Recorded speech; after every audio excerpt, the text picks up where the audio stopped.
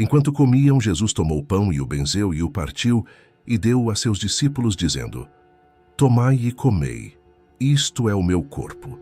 Depois, tomando um cálice, deu graças e deu-lhe, dizendo: Bebei dele todos, porque isto é o meu sangue, o sangue da nova aliança, que será derramado por muitos para a remissão dos pecados. Os católicos acreditam que na última ceia, quando Jesus disse: Isto é o meu corpo, o pão realmente se tornou seu corpo. Que logo em seguida, quando disse: Fazei isto em memória de mim, Cristo deu aos apóstolos e seus sucessores o poder de atualizar esse ato milagroso, o que é feito em cada Santa Missa desde então. Ao longo dos séculos, porém, alguns têm duvidado que o pão realmente se transforma no corpo de Jesus Cristo. Então Nosso Senhor, em sua bondade, nos presenteou com uma série de milagres eucarísticos.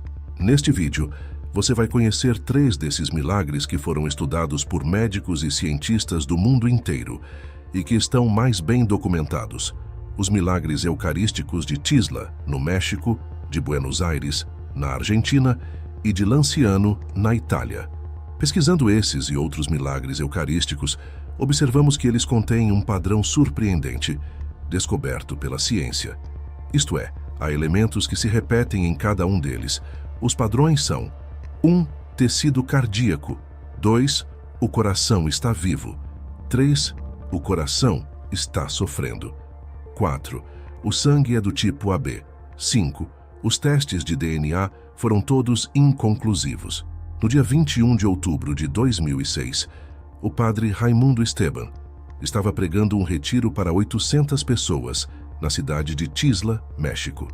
Ele havia sido convidado pelo padre Leopoldo Roque, pároco da paróquia São Martinho de Tours. Quando o padre Raimundo celebrava a Santa Missa, ele pediu ajuda a uma religiosa para a distribuição da Sagrada Comunhão.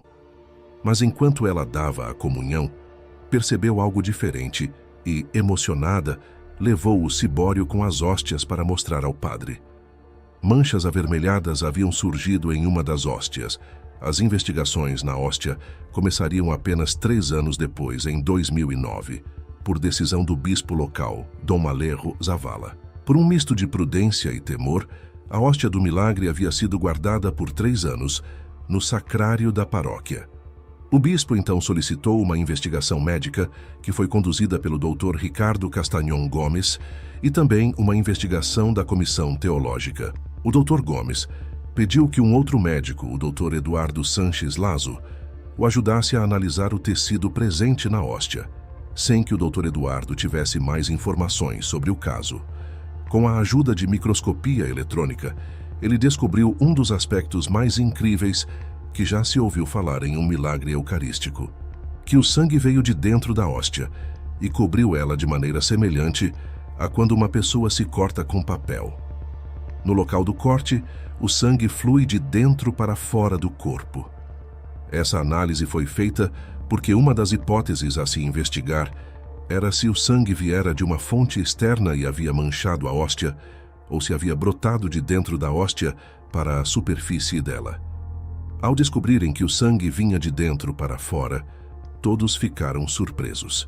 As análises do Dr. Lazo, um respeitado cirurgião, são rotineiramente apresentadas em tribunais, já que ele se especializou em medicina legal, além de obter um doutorado em direito penal. Assim, foi eliminada a possibilidade de fraude devido à falta de tecnologia. Aliás, o doutor também revelou que colocou uma hóstia não consagrada nos mesmos testes e ela se desintegrou. Isso não é surpreendente? Agora, alguns céticos levantam a seguinte questão: como se pode provar que o tecido analisado era realmente o tecido do milagre eucarístico? Bem, neste caso, temos o médico que tinha uma hóstia com manchas de sangue em seu laboratório e que descobriu que ela apresentava tecido vivo após ter ficado 3 anos guardada. Então ele declarou oficialmente que a hipótese do sangue ter vindo de fora para a superfície da hóstia estava descartada. E além disso, ele analisou o sangue e descobriu que era sangue humano. Então realizou testes de DNA e os resultados foram inconclusivos, pois não conseguiam extrair o DNA como faziam com os milhares de outros casos que já haviam analisado. Como se não bastasse, após 90 dias continuaram realizando exames com a amostra e, ao levarem ela ao microscópio, observaram que o sangue estava fresco e ainda possuía glóbulos brancos. Em casos normais, o sangue seca em 48 horas e os glóbulos brancos se desintegram em questão de minutos. Bem, esse caso me parece sobrenatural. Foi também essa a conclusão dos cientistas e do Comitê Teológico sobre o acontecimento. Eles declararam: o fenômeno não tem explicação natural. No segundo caso, vamos a Buenos Aires, Argentina. Em 18 de agosto de 1996, o padre Alejandro Pezé foi informado de que havia uma hóstia em um castiçal na lateral da igreja. Estava empoeirada, então, em vez de consumir a hóstia, ela foi colocada em uma tigela de água para se dissolver. 2 semanas depois, voltaram para ver o recipiente e a hóstia consagrada estava assim. Um renomado patologista forense, Dr. Frederick Zugibe, que apareceu no History Channel, National Geographic e lecionou na Universidade de Colômbia, analisou este tecido ao receber uma amostra em Nova York, sem saber da sua procedência. Aqui está o que ele disse: tecido cardíaco. Você o obtém de uma pessoa sendo espancada no peito. Ao terminar a análise, ele escreveu: o material analisado é um fragmento do músculo cardíaco que se encontra na parede do ventrículo esquerdo, músculo responsável pela contração do coração. O ventrículo cardíaco esquerdo bombeia sangue para todas as partes do corpo. O músculo cardíaco tinha uma condição inflamatória e um grande número de células brancas do sangue, o que indica que o coração estava vivo no momento da colheita da amostra, já que as células brancas do sangue morrem fora de um organismo vivo.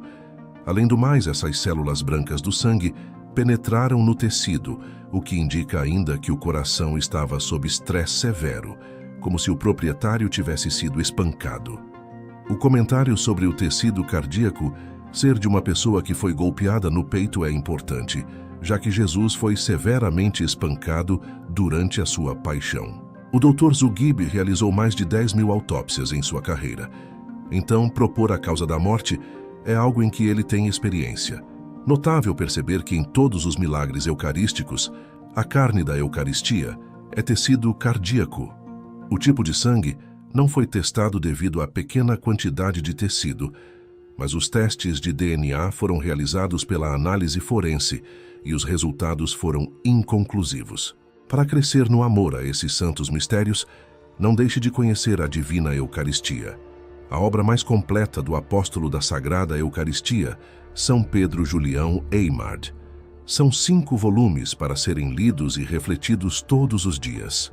A sós ou diante de Jesus Eucarístico. Acesse clicando no link que está no comentário afixado deste vídeo. Voltando à Tisla, o sangue encontrado era do tipo AB. O sangue AB também foi encontrado no Santo Sudário de Turim, no Milagre Eucarístico de Orvieto e no Milagre Eucarístico de Lanciano, que ainda falaremos neste vídeo. Não é incrível saber o tipo sanguíneo de Jesus? Interessante é que o sangue do tipo AB é o mais raro, com menos de 7% da população mundial tendo esse tipo de sangue.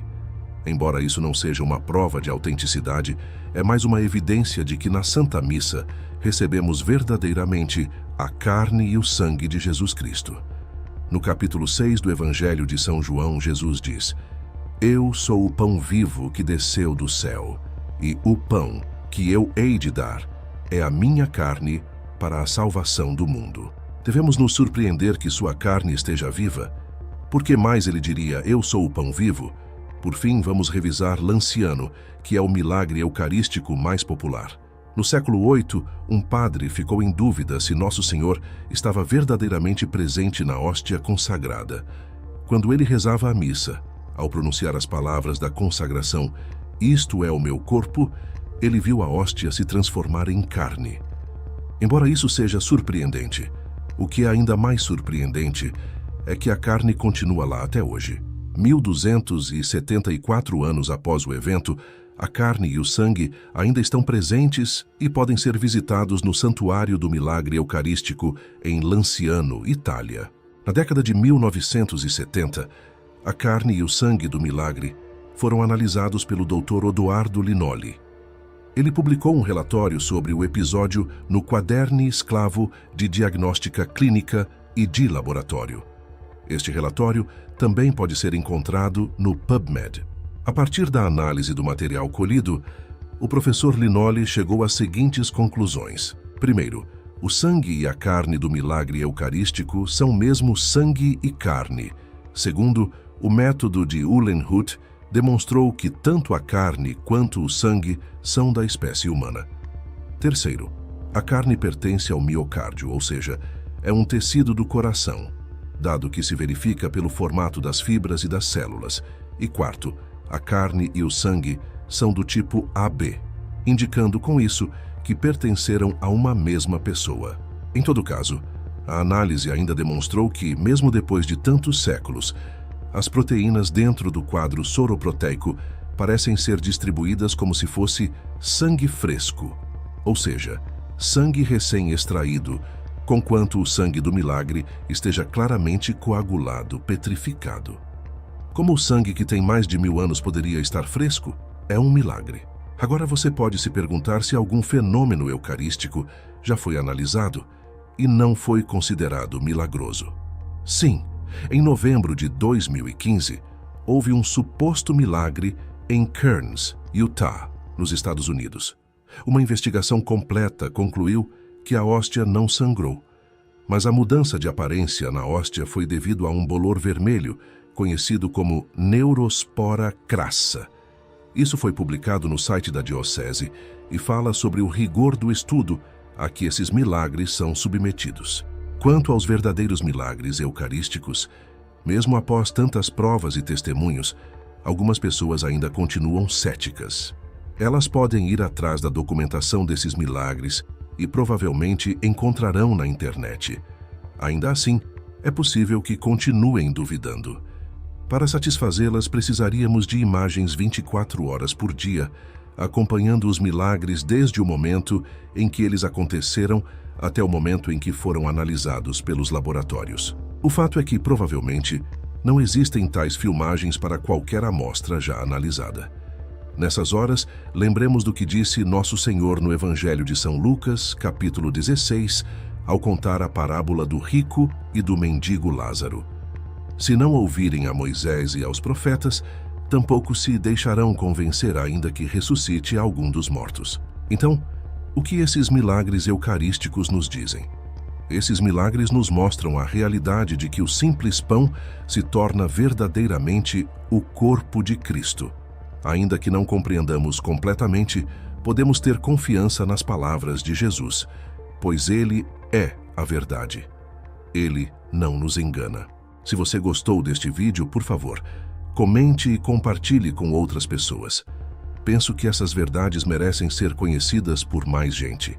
E se você gostaria de ver mais vídeos como este, considere se tornar um membro do canal.